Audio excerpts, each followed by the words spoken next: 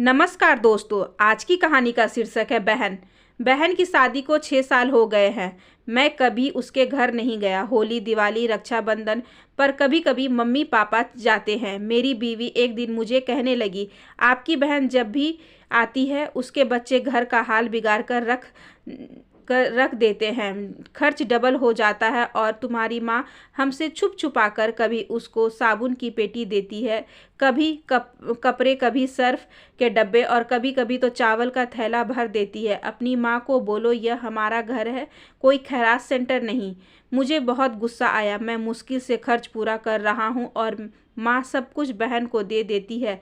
बहन एक दिन घर आई हुई थी। उसके बेटे ने टीवी का रिमोट तोड़ दिया। मैं माँ से गुस्से से कह रहा था, माँ बहन को बोलो कि यहाँ रक्षाबंधन पर आया करे बस। और ये जो आप साबुन, सर्फ और चावल का थैला भर देती है ना, उसको बंद करें। सब माँ चुप रही, लेकिन बहन ने मेरी सारी बातें सुन ली थी। बहन कुछ ना बोली। 4 बज रहे थे। अपने बच्चे को तैयार किया और कहने लगी, भाई मुझे बस स्टॉप तक छोड़ आओ। मैंने झूठे मुंह कहा कि रह लेती कुछ दिन और, लेकिन वह मुस्कुराई नहीं। भाई बच्चों की छुट्टियां ख़त्म होने वाली है।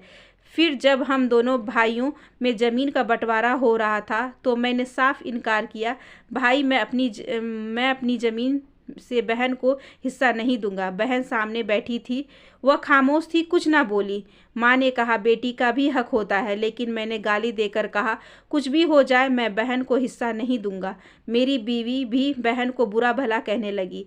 वह बेचारी खामोश रही। बड़ा भाई अलग हो गया। कुछ वक्त बाद मेरे बेटे को टीवी हो गई और मेरे पास इलाज करवाने के पैसे नहीं थे। मैं बहुत परेशान था। 1 लाख रुपया कर्ज भी ले लिया था। मैं बहुत परेशान था। कमरे में अकेला बैठा अपने हालत पर रो रहा था। उस वक्त वही बहन घर आ गई। मैंने गुस्से से बोला, अब ये महनूस आ गई। मैंने बीवी को कहा, कुछ तैयार करो बहन के लिए। तो बीवी मेरे पास आ गई, कोई ज़रूरत नहीं है कुछ भी पकाने की इसके लिए। फिर 1 घंटे बाद वह मेरे पास आई। भाई परेशान हो? बहन ने मेरे सर पर हाथ फेरा। बड़ी बहन हूँ तुम्हारी, अब देखो मुझसे भी बड़े लगते हो।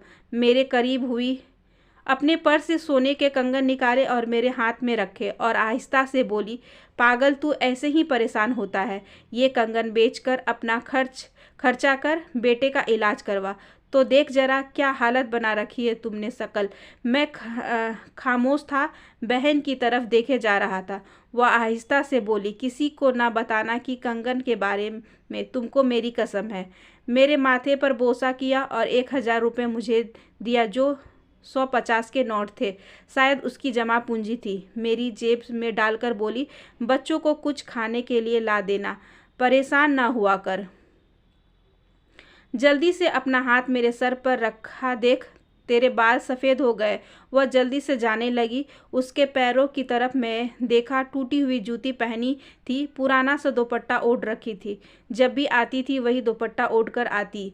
हम भाई कितने मतलब परस्त होते हैं, बहनों को पल भर में बेगाना कर देते हैं और बहनें भाइयों पर जरा सा दुख बर्दाश्त नहीं कर सकती। वह हाथ में कंगन पकड़े जोर जोर से रो रहा था। उसके साथ मेरी आंखें भी नम थी। अपने घर में भगवान जाने कितने दुख सह रही होती है। वो कुछ लम्हा बहनों के पास बैठकर हाल पूछ लिया करे, शायद उनके चेहरे पे कुछ लम्हों के लिए एक सुकून आ जाए। बहनें माँ का रूप होती हैं। आशा करती हूँ कि आज की ये कहानी आपको अच्छी लगी होगी। अगर अच्छी लगी हो तो please like, share and subscribe करें हमारे चैनल को। धन्यवाद।